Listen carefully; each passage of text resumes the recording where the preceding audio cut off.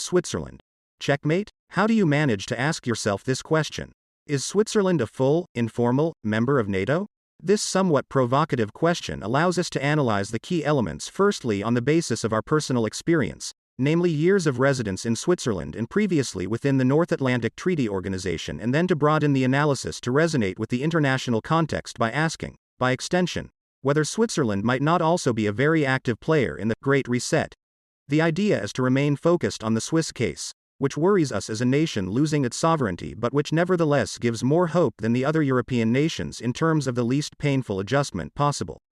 The first time we saw the Swiss armed forces in the NATO framework was at a dinner party at the headquarters in Brussels, where all the national representations were invited to share food and drink from the member countries.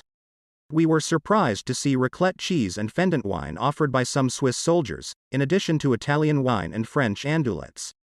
The exchanges were very friendly, and we discovered a NATO-Swiss collaboration quite logical for a small country that must coordinate its defense with its neighbors in certain cases, and, insofar as NATO is supposed to guarantee the military defense of European countries, it makes sense for Switzerland to maintain relations with the various international organizations involved. We witnessed the beginnings of the Partnership for Peace, to which we will return.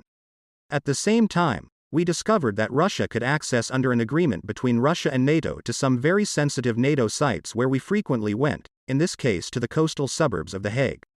To be honest, we were so uncomfortable that we had to take refuge in one of the special Faraday cage rooms to discuss things to avoid any unwanted leaks.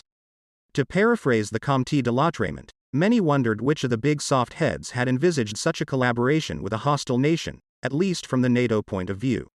In fact, it was the concrete manifestation of the activities of the NATO-Russia Council, which was established in May 2002 to ensure that the individual NATO member states and Russia can work as equal partners on security issues of common concern. Although the NATO-Russia Council replaced a permanent joint council established in 1997 at the NATO Paris summit, this collaboration stems from the change in NATO's concept formalized in November 2002 at the Prague summit.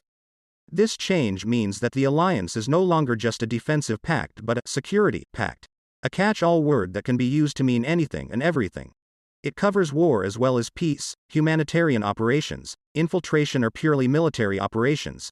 Just when we thought that NATO should have been dismantled in view of the fall of the Berlin Wall in November 1989, the end of the Warsaw Pact in February 1991 and the breakup of the USSR in December 1991.